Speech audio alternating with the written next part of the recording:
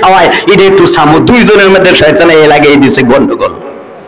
শয়তানে লাগে। শয়তান কি দেখতে ধরা যায়? শয়তান কি দেখছেন কোনদিন? শয়তান কি ধরা যায়? ধরা যায় না। এখন শয়তানে একজন লাগাই দিচ্ছে নমুনা, আক্কেল, কিছু আন্তাজ, কিছু অবস্থা বোঝা যায়, কিছু লক্ষণ বোঝা যায়। লক্ষণ কি? দুইজনের মধ্যে ঝগড়া সৃষ্টি হয়ে গেছে গা। ঝগড়া সৃষ্টি হইয়া মনে করেন জামাই গেছে বেডের উঠতে উঠে লাফাইয়া লাফাইয়া মারে। আমার দিকে সান যখন বেডিরে মাই শুরু করছে থাপ্পড় থাপ্পড় দুইটা দিয়ালেছে, বেরিয়ে কয় সর্বনাশ, আমার আব্বাই না কইছে আমি তারে ধরতাম না, যদি দৌড়ি তে তো বাঁচত না, আমার নিচে ফেরা দেখো দৌড়ত না, যেহেতু তে বেড়াত আমি 3.5 হাত, আমার শরীরের নিচে তো ফইরে থাকবো, তে দৌড়ত না আদার গুল্লির মতো। তো যাক মারতাম না, বাপের অন্যায়টা, বাপের এই কথাটা রাখতাম, বাপের অপমান করতাম না, হুজুরের অপমান করতাম না। যা করে কোথাতে মারতেছে মারক। বেডি বুদ্ধি করে কি করছে, বেডি আমি একটু দাঁড়িয়ে যাই, দাঁড়িয়ে গেলে তো আমার আর মারত না, হাত লাগু ফেলে না আমার মারবো, ঠিক না? তো বেরিয়ে গেছে, আল্লাহ আমার দাঁড়িয়ে গেছে। বেডি কি আমার দিকে দাঁড়িয়ে গেছে, যখন দাঁড়িয়ে গেছে হেতে কয় সর্বনাশ, আর তো তাই মারতাম না, এবার লাফে লাফাই বেডির মারতে আসে। বেডি কয় বুঝছি এনতে আমি রাউন গিয়ে লাগবো, রান্না বাড়া থুইয়া বেডি কেসালার মধ্যে গেছি গা, কয় তার রাগটা একটু দূর হইলে পরে নিয়ে যাবো। তো এবার কি করছে, গেছে গা, বেরিয়ে গেছে গা, গিয়া ফজরের আজান হইছে, বেডি আল্লাহর রহমত ঘরের ফিরার মধ্যে বইয়ে বইয়ে কানতেছে, আইসের মধ্যে যখন কানতেছে তখন এই দিক দিয়ে কি করছে, মাছ ধরুন না লোকেরা মাছ ধরতে যাইতেছে, জেলেরা যখন যাইতেছে বেরিয়ে কইতাছে সর্বনাশ, আজকে বালা থাকলে তো মাছটা ধরিয়া তেল আমারে খাওয়াই রইলে, তো যা করে খোদায় আমি যদি জাতের মায়ে হইয়া থাই তারতে আজকে মাছ দিয়ে ভাত খেয়ে সারমু। জোরে বলুন সুবহানাল্লাহ। কি মাছ দিয়ে আজকে ভাত খামু ইনশাল্লাহ। এই কথা কইয়া মেয়ে কি করতে একটা ছন্দ কইলো, কমু নাকি ছন্দটা?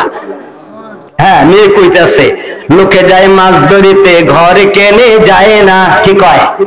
এই কয় না কেন? লোকে যায় মাছ ধরিতে ঘরে কেনে যায় না। মেয়ে কইতাছে ওই ফিরার ঘরে হাইছে, যখন কইতাছে স্বামী কয় সর্বনাশ, হেতে আমার এনা কইতাছে, ঘরেরই কেউ কয় না, আমার এনা কয়। তো হেতেরা বোকা নাই মগায় না ঘুরতেছে উড়ে নেমে দেন। হ্যাঁ, তো মগাই কইতাছে ফেদের খোদায় অন্তর জলে ভাত কেনে দেয় না, কি কয়? কি কয়? স্ত্রী কইতাছে লোকে যায় মাছ ধরিতে ঘরে কেনে যায় না। মহিলাই কয় জলে কথা কইছে, পুরুষ বলতে স্বামী বলতেছে ফেদের খোদায় অন্তর জলে ভাত কেনে দেয় না। এটাও তো ঠিক, বেরি ভাত দিলে রাতে খাইবো। বেরিয়ে কয় তোরে আমি আজকে ভাত খাওয়াবো, গোলামের ঘরে গোলাম হন, তুই ভাত তোর দি তুই পাই রাখা। বেরিয়ে কয় শিক্ষার উপরে বাড়া ভাত পাইরা কেন খাও না? তাই না? অহংকার মেক্সি টেক্সি কত কিছু, ঠিক না? আগে তো এরকম ছিল না, ছিল নাকি? শিক্ষার মধ্যে ছিল, শিক্ষা ছিল না, ফাঁক দিয়ে শিক্ষা বানিত। তো বেরিয়ে কয় শিক্ষার উপরে বাড়া ভাত পাইরা কেন খাও না? মহিলা যখন কয় হেতে কয়, এই বেড়ায় কয় হ্যাঁ, কেউ ছোট কেউ বড় লাগল তো পাই না, কি কয়? কি কয়? কেউ ছোট কেউ বড় লাগল তো পাই না। আসলে দেখতে পাইটা আর বেরিয়ে 3.5 হাত লম্বা শিক্ষা বেরিয়ে না লাগল পায়। একটা কথা আছে না, মুখ কথা, বিলে শিক্ষার লাগল না পাইলে কেউ উসকে হারাম, ঠিক না? তো এতে কয় আমার তো সম্ভব না ভাইরা খাওয়া। বেরিয়ে কয় মগার ঘরের মগা, যদি এমনই হয় তাহলে মারতে যাচ্ছ কেন? আর একটু তোরে মজা বুঝাই শুই না কি? এবার বেডি শিখাই দিল ফিরের উপরে ফিরি দিয়া ফাইরা কেন খাও না, কি কয়? ফিরের উপরে ফিরি দিয়া ফাইরা কেন খাও না?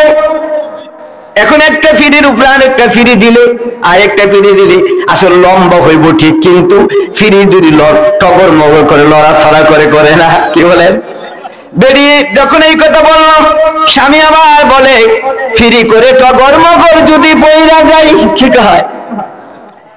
ফিরি করে টগর মগর যদি পইরা যাই। এবার মহিলা স্বামী যখন এই কথা বলছে, মহিলায় কয় এমন পুরুষ কেমন করে বউ মারিতে যায়? চি লজ্জা করে না? আমার ভাই, আমার বন্ধুরা, আল্লাহর কোরআন শেখা খুব কঠিন, আল্লাহর কোরআন বোঝা বহু কঠিন।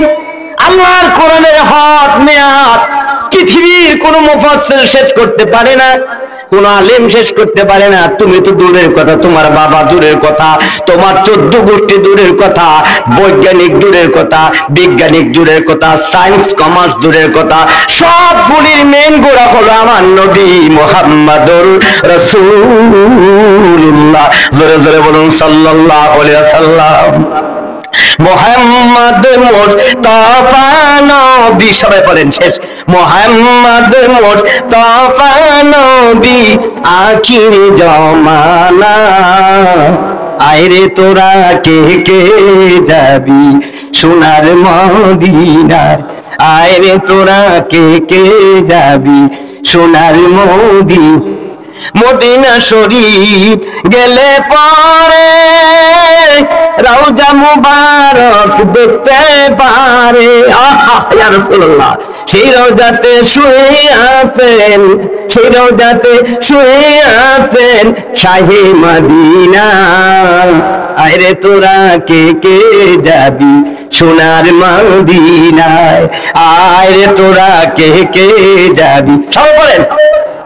হইতে পারে এটা যদি আবেগ দিয়া পড়েন, মন দিয়া পড়েন, পড়তে পড়তে যদি ঘুমাই যান বাচ্চারা, ওই মুহাম্মদ রাসূলুল্লাহ সাল্লাল্লাহু আলাইহি ওয়াসাল্লাম মদিনার রওজা শরীফ থেকে তোমার বাড়িতে এসে ডাক দিবে, আব্দুর রহমান রে, এই নাত পড়েছস, আমার কলিজার মাঝে আগুন লাগাই দিয়েছস, আমি মদিনায় থাকতে পারলাম না, তোর কাছে আইসা দেখা করে গেলাম। জোরে বলুন সুবহানাল্লাহ।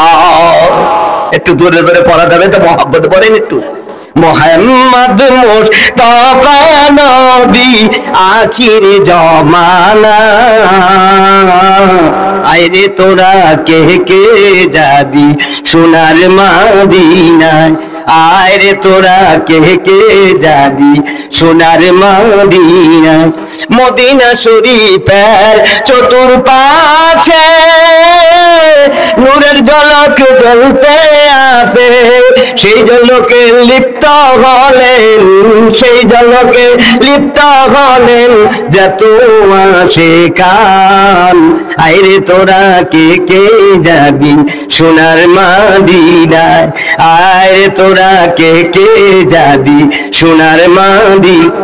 যত নবী বদলেন আসমানেতে চলে গেলেন, দয়াল নবী উম্মতের মায়ায়, নূর নবীজি উম্মতের মায়ায় যাইতে রাজি না, আইরে তোরা কে কে যাবি সোনার মদিনায়, আইরে তোরা কে কে যাবি সোনার মদিনায়। জোরে বলুন আল্লাহু আকবার। এই নূর নবীজি রাহমাতুল লিল আলামিনের চাইতে আপন পৃথিবীতে কেউ নাই।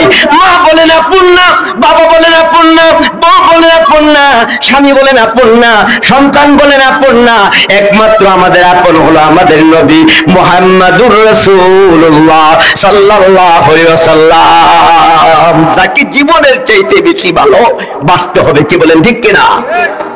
ওই নবীর চরিত্রমান হওয়া যদি হয়, ওই নবীর চরিত্রমান যদি হওয়া যায়, তাইলে ইমানদার হওয়া যাবে। কদ কানা লাকুম ফি রাসূলিল্লাহি উসওয়াতুন হাসানা, তোমাদের মাঝে এমন একজন নবীকে আমি প্রেরণ করেছি যার আদর্শমান হও, উত্তম চরিত্র অধিকারী। এর চাইতে উত্তম চরিত্র পৃথিবীতে আর কারো হতে পারে না। এই নবীকে আমরা ভালোবাসতে চাই কি চাই না?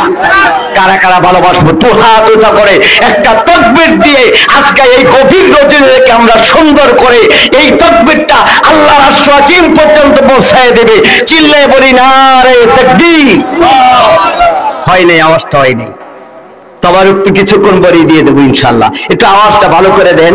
এই আওয়াজটা দিলে আল্লাহ খুশি হবে, রাসূল খুশি হবে, শয়তান দূরে চলে যাবে, শয়তান 100 মাইল দূরে চলে যাবে।